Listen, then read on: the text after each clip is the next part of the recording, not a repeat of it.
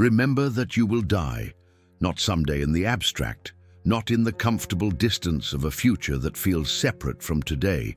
You, specifically, personally, inevitably, will die. And the morning you are living in right now is one of a finite number of mornings. You do not know how many remain. You cannot negotiate for more. You cannot pause the counting. This is not a dark thought. The Stoics considered it the most clarifying thought available to a human being. They called it memento mori, remember death, and they practiced it deliberately, regularly, as a form of philosophical hygiene, the way you might clear a cluttered workspace to think more clearly. The practice was not about generating fear or despair. It was about generating something far more useful: precision, urgency, the capacity to see what actually matters, stripped of the comfortable assumptions that unlimited time allows. Marcus Aurelius wrote it plainly in his private journal: "You could leave life right now. Let that determine what you do, say, and think. Not someday. Now. This moment. The action you're about to take, the words you are about to say, the thought you're about to invest your attention in. Let the fact of your mortality determine the quality of each of these. Not in a way that produces anxiety, in a way that produces clarity. Because here is what memento mori actually does when it is practiced, rather than merely acknowledged. It eliminates the trivial. Not by effort, not by discipline, not through any act of willpower, automatically through the simple application of the question: given that this is one of a finite number of days, is this what I want it to contain? Most of what consumes most people's days does not survive this question. The argument that will be forgotten by next week. The scroll through content that leaves nothing behind. The postponement of the thing that matters for the thing that is merely urgent. The careful management of other people's opinions of choices that are genuinely yours to make. None of these survive the honest application of memento mori. What remains, when the trivial has been filtered out by the clarity that mortality provides, is what actually matters. The work that is genuinely yours. The relationships that genuinely nourish. The choices that reflect your actual values, rather than the performance of values for an audience.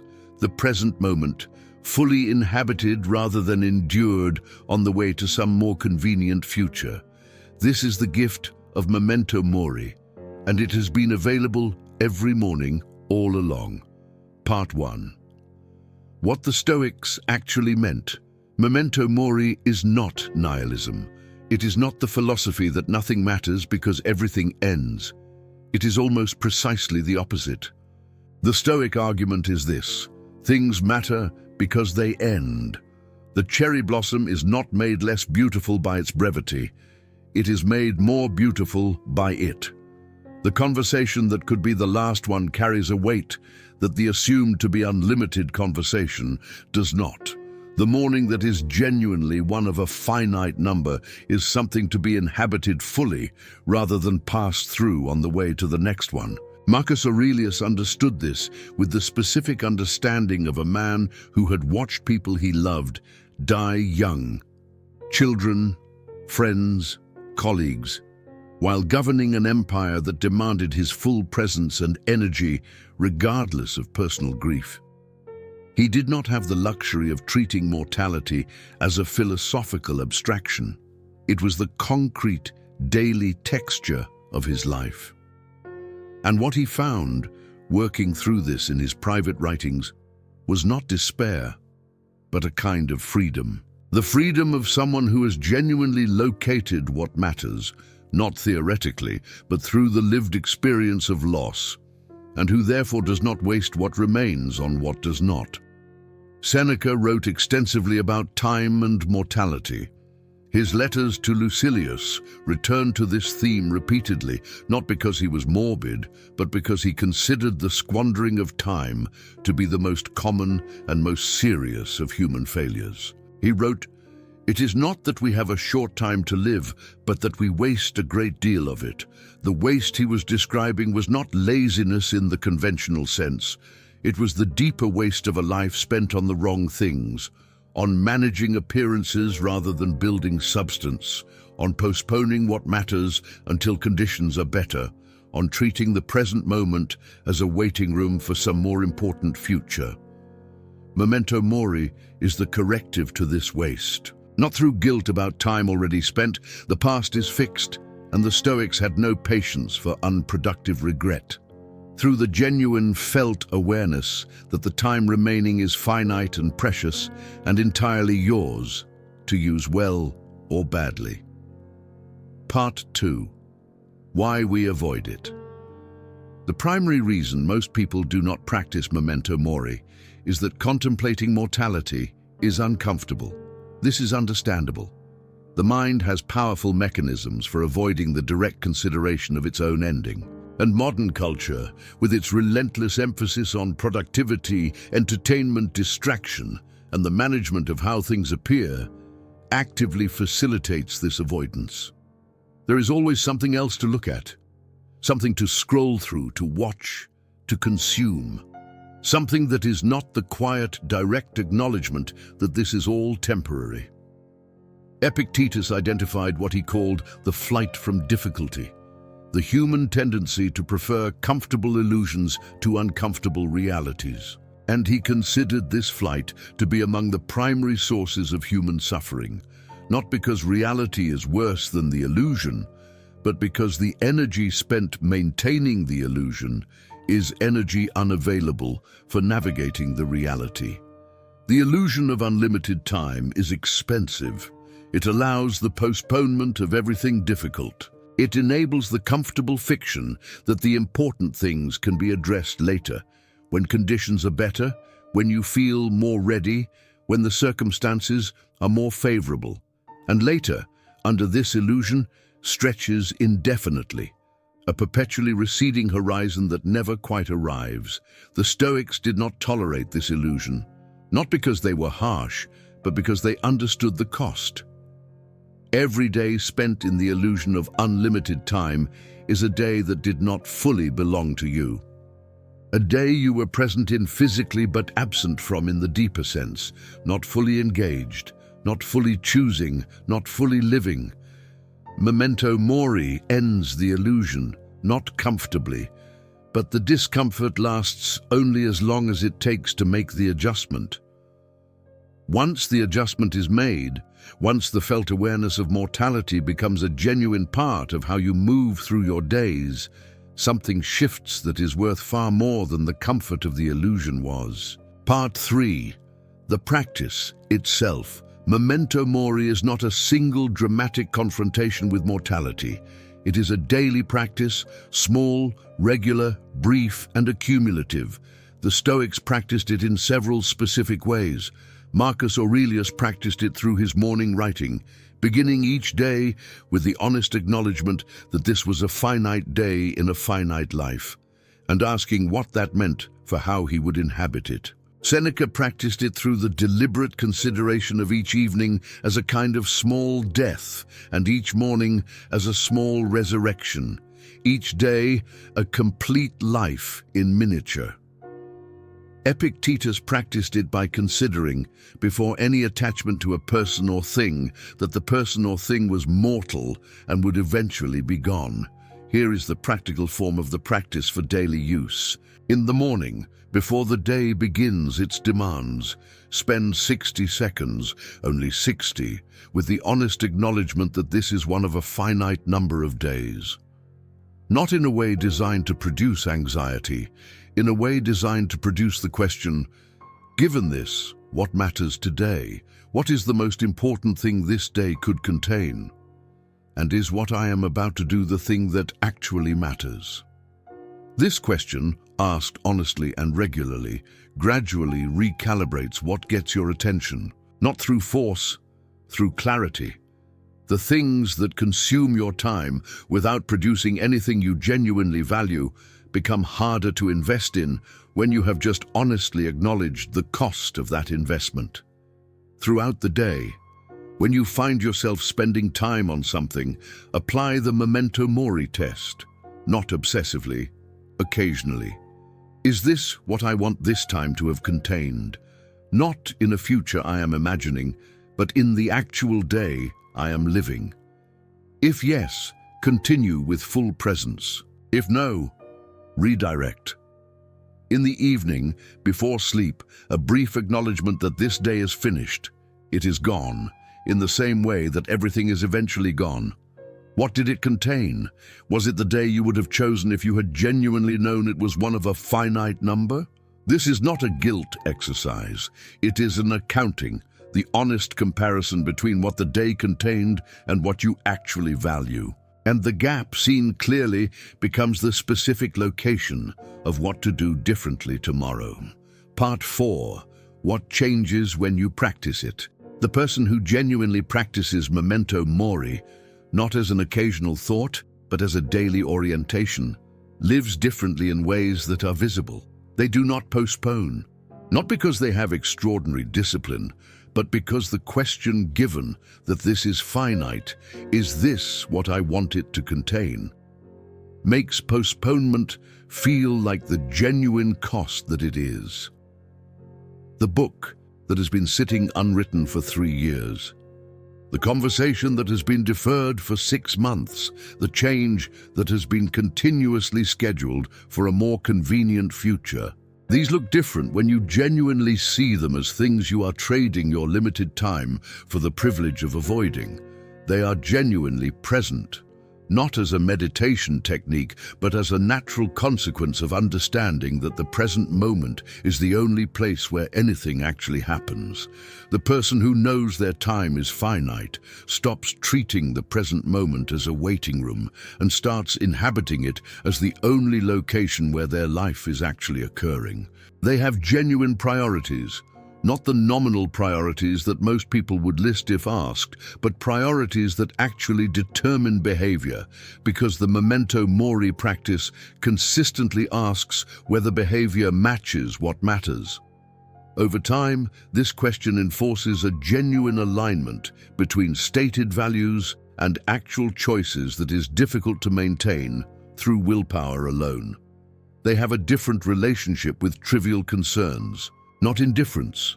The Stoics value genuine care about genuinely important things deeply, but the concerns that derive their power from the assumption of unlimited time, the management of minor social friction, the obsessive monitoring of what others think about small choices, the careful maintenance of an image in contexts that ultimately matter very little. These lose their grip when the finite nature of time is genuinely present in how you move through your days. Marcus Aurelius described the result of this practice in the Meditations as a kind of freedom, not the dramatic freedom of escaping constraints, but the quiet freedom of someone who knows what matters and is not confused about it, who has been simplified by clarity, who does not waste what remains on what does not deserve it. That freedom is available. The practice that produces it is not complicated. It is simply the honest, regular acknowledgement of what has always been true. Part 5. Memento Mori and the people you love. The Stoics applied memento mori not only to their own lives, but to their relationships. Epictetus suggested a practice that sounds harsh, but produces something genuinely valuable. When you're with someone you love, a child, a partner, a friend, he suggested holding lightly the awareness that this person is mortal, that this conversation could be the last, that the version of this person in front of you right now is one of a finite number of versions you will encounter. This is not a practice designed to produce grief. It is designed to produce presence. The person who is aware of the mortality of those they love is not able to be half present with them, scrolling through a phone while nominally in the same room, mentally elsewhere while physically together. The awareness of finitude demands full presence in a way that the assumption of continuity does not. Seneca wrote, Nothing, to my way of thinking, is a better proof of a well-ordered mind than a man's ability to stop just where he is and pass some time in his own company. He was not advocating for solitude in opposition to relationship. He was advocating for the quality of presence that genuine relationship requires, and that memento mori, applied to the people you love, reliably produces. The relationships of people who practice this are different, not because they are more emotionally intense. Intensity can be its own form of avoidance, but because they are more genuine, more fully inhabited, less managed, and more real. Because when you genuinely know that the person across from you is mortal and that this conversation is one of a finite number, you stop performing presence and start actually being present. And actual presence is the rarest and most valuable thing one person can offer another. Part 6. The freedom on the other side. There is a freedom that memento mori produces that is difficult to describe to someone who has not experienced it, but that the Stoics wrote about consistently. It is the freedom of someone who has genuinely released the illusion of unlimited time, who no longer has the option of treating the present moment as a rough draft, who can no longer comfort themselves with the idea that the important things can be deferred to a more convenient future. This sounds like loss. In practice, it feels like liberation, because the weight that the illusion of unlimited time carries is considerable. The ongoing maintenance of the fiction that there is plenty of time, that you can get to it later, that the important choices can wait, that the life you intend to build is still ahead, is itself exhausting. It requires the management of an ever-growing gap between what you are doing and what you know you should be doing, between who you are and who you intend eventually to become. When memento mori dissolves that gap, not through discipline but through clarity, the maintenance cost disappears. You are no longer managing the fiction, you are simply living the reality. And the reality, fully inhabited, is lighter than the fiction it replaced. Marcus Aurelius wrote at the end of one of his meditations, "How many a Socrates, how many an Epictetus, how many a Marcus have time already swallowed up?" He was including himself in the list of those who would be forgotten.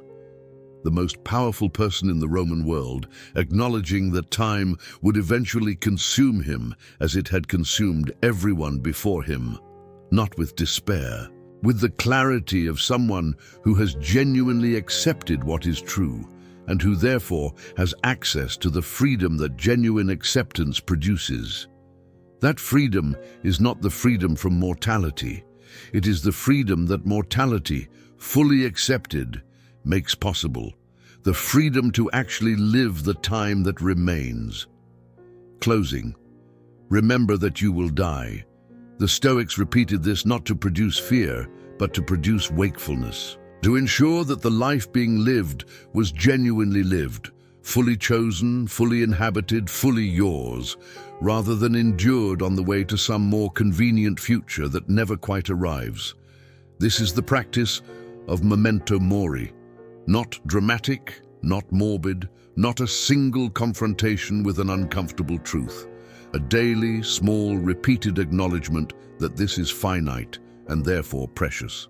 That this day is one of a specific number and therefore worth inhabiting fully. That the people in your life are mortal and therefore worth being fully present with. The practice costs 60 seconds in the morning. It returns something that no amount of productivity optimization, no motivation technique, no external achievement can produce. The felt, genuine sense that the life you are living is the one you chose, that the time you are spending is going toward what actually matters, that you are present, fully, genuinely present, in the only life you will ever have. That is the gift of memento mori, not the reminder of death, the invitation to live. Stay Stoic. Part 7. Marcus Aurelius and the Daily Practice. Of all the Stoics who practiced memento mori, Marcus Aurelius left the most detailed record of how the practice actually worked in daily life. His meditations are not a philosophical treatise. They are a private journal, notes to himself, written before dawn, in which he worked through the challenges of the day ahead using the philosophical tools he had developed. And Memento Mori appears throughout, not as a dramatic philosophical statement, but as a working instrument. He would remind himself of people who had lived before him, great leaders, great philosophers, people of considerable power and legacy, and note that they were gone, not with mourning, but with the specific observation that their greatness had not exempted them from the same fate that awaited him. That the urgency and importance of whatever challenge he was currently facing would, from the perspective of time, be indistinguishable from the urgency and importance of challenges that had already been forgotten. This observation had a specific function in his practice. When a problem seemed overwhelming, the Memento Mori perspective restored proportion. The crisis of today, seen from the vantage point of how little it would matter in a century, became more manageable. Not dismissed, he took his responsibilities seriously, but proportionate. The appropriate amount of energy could be devoted to it rather than the disproportionate amount that anxiety and urgency tend to generate. And when something genuinely important was at stake, a decision that would affect the welfare of many people, a relationship that mattered, the quality of the work being done, Memento Mori had the opposite effect. It intensified the attention. It reminded him that this was one of the genuine things worth the time of a finite life. This is the dual function of the practice. It diminishes the trivial and elevates the genuinely important, not through effort or discipline, but through the simple application of the right question. Given that this is finite, does this deserve this much of it? Part 8. Seneca and the Letters. Seneca's letters to Lucilius are among the most sustained treatments of time and mortality in all of ancient philosophy. Written near the end of his life, in the period when Nero's displeasure was already becoming obvious and the probability of being ordered to die was real, they carry a quality of urgency and honesty that philosophy written from safety rarely achieves. His central argument, returned to in letter after letter, was simple. The problem is not that life is short. The problem is that we waste the majority of it. And the waste happens not in dramatic failures of discipline, but in the quiet, daily surrender of hours to things that deserve neither the hours nor the attention. He wrote, "Reclaim yourself, and gather and save the time which till lately has been forced from you, or filched away, or has merely slipped from your hands." The language is precise. Time is forced from you by obligations genuinely imposed by others. It is filched, taken without your full awareness, by the accumulated small demands that add up to significant portions of a day. And it merely slips away through the habitual lack of presence that allows hours to pass without genuine inhabitation. Memento Mori is the practice that makes all three of these visible. The time being forced from you can be limited or negotiated when you are genuinely aware of its value. The time being filched can be recovered when you are paying attention to where it goes. The time slipping away can be caught and inhabited when you are genuinely present to the fact that it is passing. Seneca did not live according to this perfectly. He acknowledged his own failures, his own distractions, his own tendencies to give time to things that did not deserve it. What distinguished him was not perfection, but the ongoing return, the consistent willingness to re-examine, to reclaim, to try again tomorrow with more precision than today. That is the practice, not the achievement of permanent presence and perfect prioritization. The daily return to the question that Memento Mori poses, given that this is finite, is this what I want it to contain? Part 9. The modern application. The specific challenges that Memento Mori addresses are, in many ways, more acute now than they were in ancient Rome. The Stoics lived in a world where the primary threat to the quality of attention was internal. the habitual mind's tendency to drift toward comfort and away from the difficult, the important, the genuinely chosen. They did not live in a world of smartphones, social media, the infinite scroll, the algorithmically optimized content feed designed by teams of engineers to capture and retain attention as long as possible. The modern person faces all of the internal challenges the Stoics faced, plus an external environment that has been engineered at significant expense and with considerable sophistication to exploit exactly the tendencies the Stoics were trying to overcome. The tendency toward novelty over depth, the preference for ease over the genuinely rewarding, the vulnerability to social comparison that distracts from the quality of one's own life. Memento mori is, in this context, not merely a philosophical practice. It is a defense, a regular, deliberate reminder that the time being spent on the curated performance of other people's lives, the time spent managing how you appear rather than building who you are, is time with a cost, a real cost. Finite time, traded for something that the memento mori question reveals as genuinely not worth it. The practice does not require rejection of technology or social media. It requires the application of the question, given that this is finite, is this what I want it to contain? Applied honestly to the specific choices of a specific day and a specific life, this question does the work of what the Stoics were trying to build. The capacity to see clearly, choose deliberately, and inhabit fully the only life available. What is remarkable about memento mori is how little it asks in terms of time and how much it returns in terms of quality. 60 seconds in the morning, a brief reorientation throughout the day, 5 minutes of honest accounting in the evening. This is not a demanding practice, but its effects, accumulated over months and years of consistent application, are among the most significant available.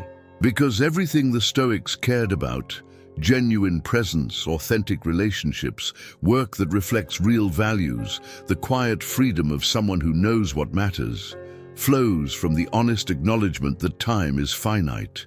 And that acknowledgement is available to anyone willing to make it every morning, starting today.